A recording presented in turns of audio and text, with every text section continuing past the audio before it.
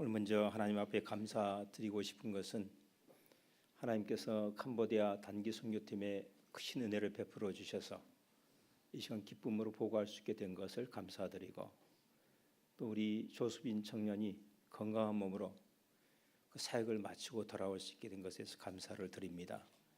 사실 우리 수빈 자매가 나갈 때 제일 목회자로서 걱정했던 것은 건강하게 돌아오는 것이었거든요. 근데 가기 전에 아토피가 있었는데 그 어려운 환경 가운데서도 1년간 열심히 주님을 섬겼는데 아토피가 깨끗이 나아서 돌아왔습니다. 그래서 또한 하나님께 감사를 드립니다. 교회의 정체성은 두 가지로 설명할 수 있습니다. 정체성이라는 것은 신분과 사명, 이 두 가지로 정리해 볼 수 있는데, 내가 누구인가 하는 의식, 나는 무엇을 위해서 존재하는가 하는 그 의식이 한 개인 혹은 한 기관의 정체성을 결정한다고 이야기할 수 있습니다. 교회의 신분은 무엇입니까? 부름받은 하나님의 백성이고 예수 그리스도의 몸입니다.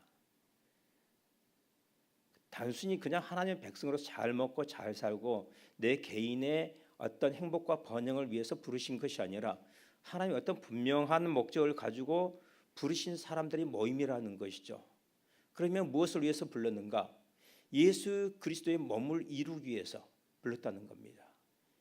그 몸을 이루기 위해서 우리는 무엇을 어떻게 해야 되는가? 복음의 진리를 우리의 입술로 선포하고 우리의 삶으로 증언하는 것입니다. 그러니까 우리의 사명은 복음을 증언하는 것이에요. 그것이 교회의 정체성이고 교회의 가장 기초적이고 근본적이고 최우선적인 사명인 것입니다. 우리가 다른 많은 활동들을 할 수 있어요. 사랑의 친교를 나눌 수 있습니다. 구제를 할 수도 있습니다.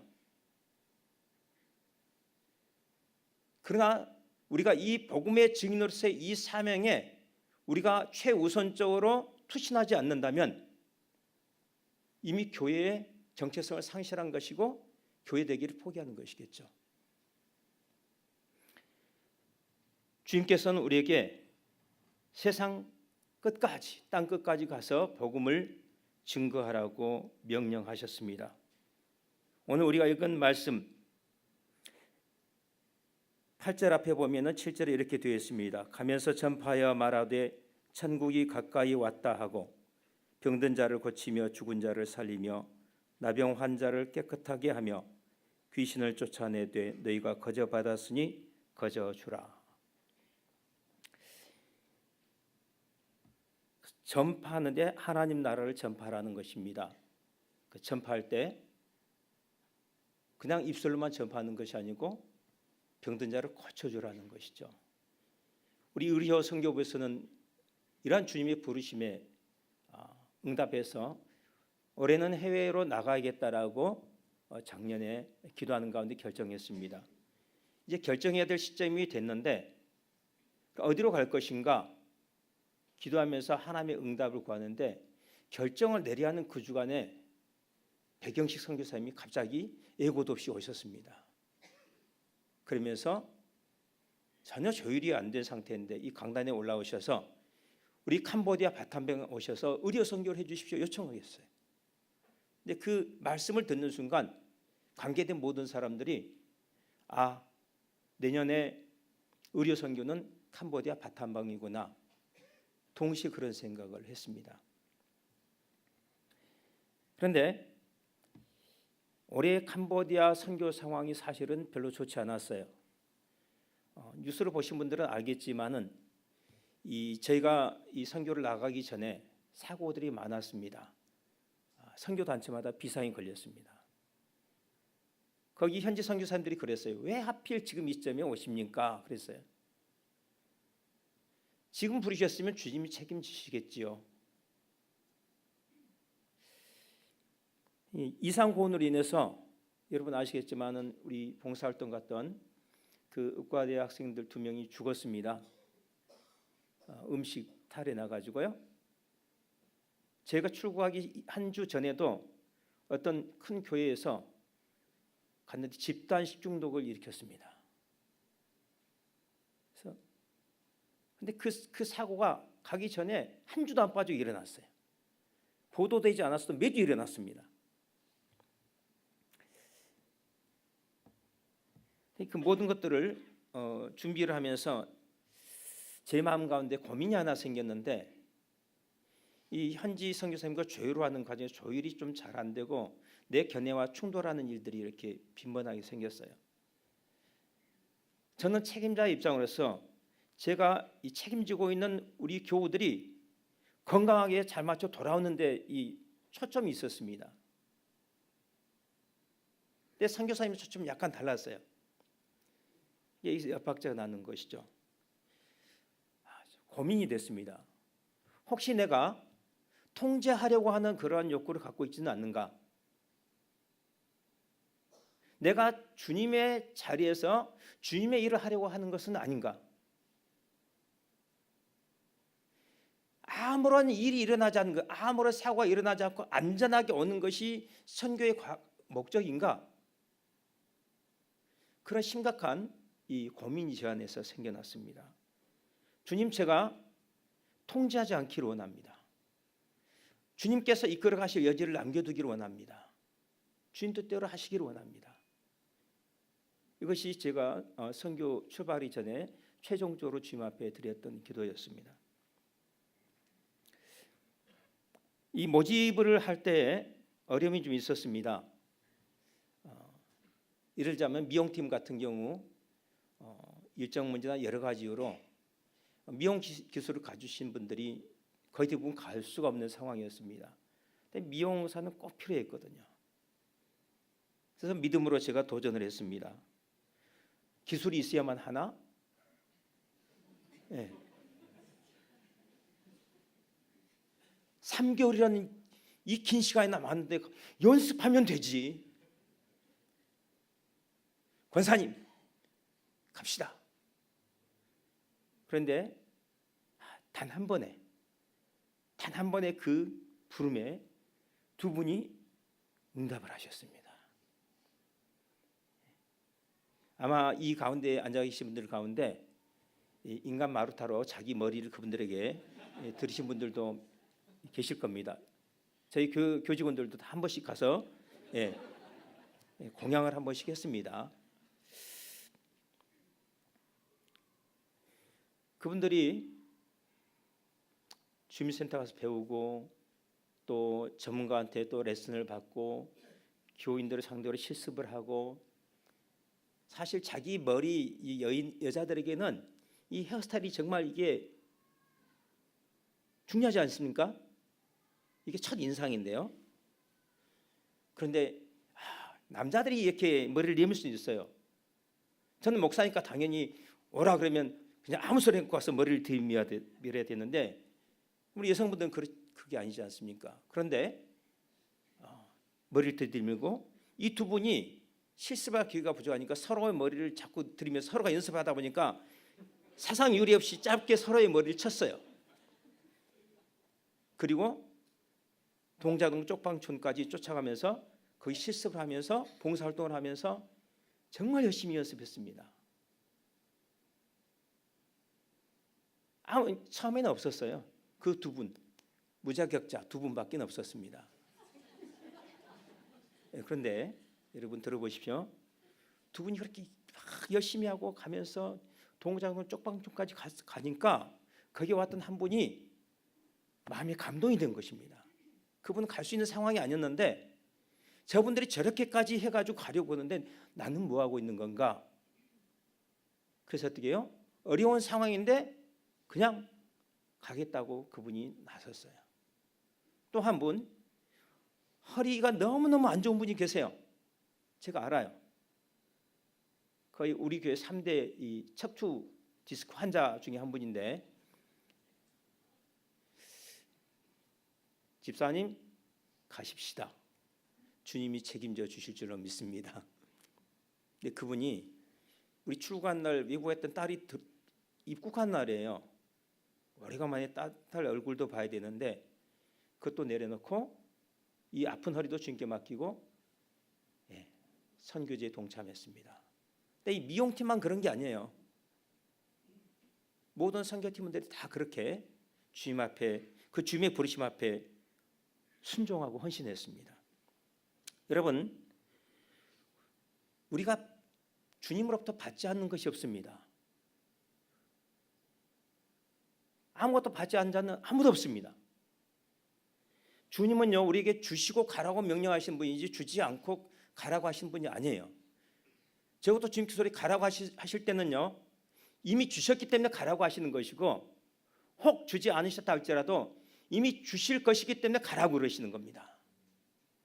우리가 교회에서 어떤 일을 할 때에 뭘 갖춘 상태에서 하려고 할 때 우리는 하나님의 역사를 경험할 수가 없습니다.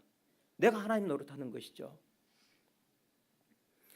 비록 가진 것이 없다고 할지라도, 눈에 보이는 것이 없다고 할지라도 주님의 뜻이 저기 있다면은 적극적으로 도전할 줄 아는 그런 믿음의 태도가 우리에게 요구되는 것입니다. 도전하는 정신이 필요해요. 지난 전기 여름 수련 때 우리가 이용규 선교사님 때 배운 것 딱 한마디로 요약하면은 믿음의 벼랑 끝에 서는 것 아니겠어요? 벼랑 끝에 서는 용기가 우리 신앙의 여정에서 반드시 필요한 겁니다. 그 벼랑 끝에 올라가기 전까지는 주님이 살아 역사하시는 게 보이지를 않습니다. 그 자리, 그 끝 지점까지 올라가야 더 이상 전진할 수도 없고 뒤로 물러설 수도 없는 그 지점에 가야 주님이 우리 눈에 분명하게 보이더라는 것이죠. 주님께서는 우리에게 주셨고 또 주실 것입니다. 그래서 주님은 너희가 거저 받았으니 거저 주어라고 말씀하고 계십니다. 주어야 되는 것이죠. 주는 자는 살게 되어 있습니다. 영원히. 우리 인간 존재는요, 다른 사람 위해서 내 자신을 내어줄 때 내 영혼이 살아나도록 세팅되어 있는 존재예요. 이 단순한 원리를 무시하고서는 결코 개인의 영혼의 깊은 만족감과 행복이 없습니다. 그리고 내가 이렇게 기꺼이 내 자신을 위해서, 내 자신을 우리 이웃을 위해서 주님 위해서 내어줄 때 하나님이 내 삶 가운데서, 내 영혼 가운데서 일하는 것을 내가 피부로, 내 영으로 알 수 있는 거예요.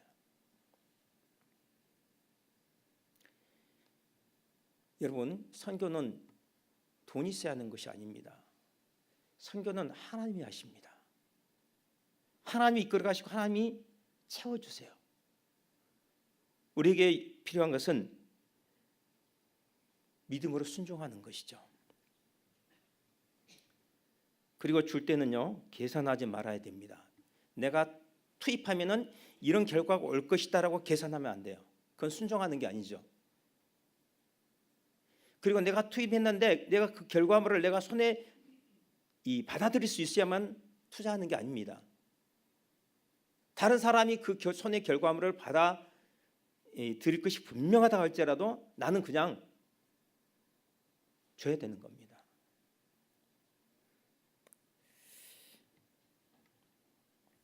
이번 선교는 특별히 하나님의 공급하심과 예비하심이 두드러졌던 선교였던 것 같습니다. 쉽지 않는 여정이었지만은 선교지도 예비해 주셨을 뿐만 아니라 동력자도 예비해 주셨습니다. 작년 겨울에 이 캄보디아로부터 자매 한 사람이 왔습니다. 아직 그리스도인이 아닌. 저희 교회를 방문해서 저녁 예배를 드리고 갔어요. 처음 교회에 나와서 예배 드린 거죠. 그리고 그날 저녁에 저를 만났을 때 그분이 단기 선교에 자기가 자원봉사를 하겠다고 해서 통역으로. 그분이 이번에 주 통역을 했습니다. 어떻게 보면 캄보디아 단기 선교의 첫 열매죠. 첫 열매입니다. 주님은 우리가 부르심 응답소에 가겠다고 했을 때 이런 동역자들을 예비해 주셔요. 또 주님께서는 사람들의 마음도 예비해 주셨습니다. 우리 어린이 사역팀이 갔는데 대부분 교장 선생님도 불교인, 선생님들 90% 이상이 다 불교도들이고 학생들도 다 그래요. 그런데 그냥 갔는데 수업 시간을 빼서 전교생들을 모아가지고 복음을 전할 수 있도록 허락을 했습니다. 그리고 이렇게 이야기했어. 아이들이 이렇게 행복하게 해줘서 너무너무 감사합니다. 다음에도 또 왔으면 좋겠습니다. 한국에서 선교사들이 오면은 언제든지 시간을 드리겠습니다. 한국 선교사는 언제든지 대환영입니다.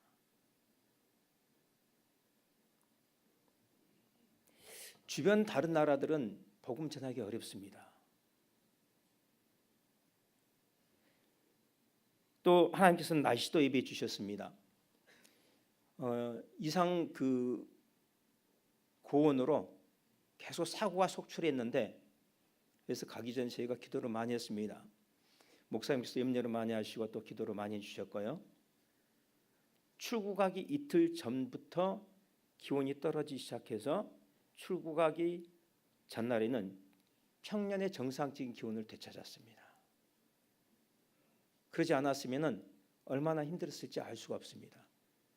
너무너무 좋은 날씨, 너무너무 쾌적한 환경 가운데서 선교 사역을 감당할 수가 있었습니다. 또 우리가 이 의약품을 가지고 가는데 전 세계 공항 중에서 제일 통관하기가 쉽지 않는 까다로운 것이 캄보디아 세관입니다. 거기는 법이 통하지 않습니다. 찔러줘야 되는 거죠. 찔러준다고 된다는 보장도 없습니다. 그런데 하나님께서 돕는 손길을 예비해 주셔서 일사천리로 그냥 검사도 하지 않고 그냥 의약품 다 통과됐습니다.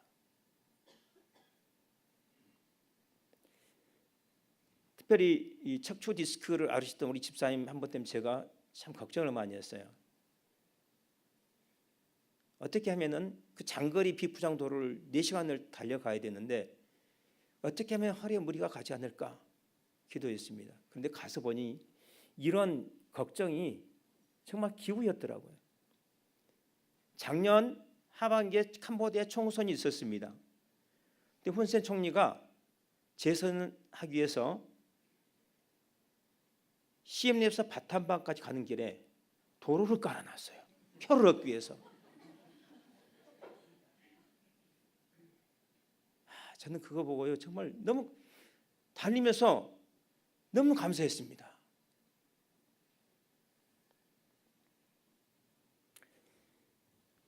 이번 이 캄보디아 선교는 이런 예비하심이 두드러지게 나타났을 뿐만 아니라 공급하심도 넘쳤습니다.